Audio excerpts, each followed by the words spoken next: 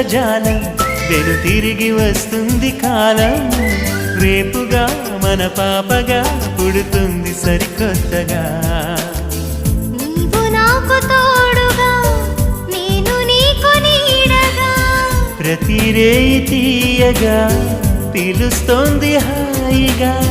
ఇలా ఉండిపోతే చాలుగా నువ్వంటే నాకిష్టమని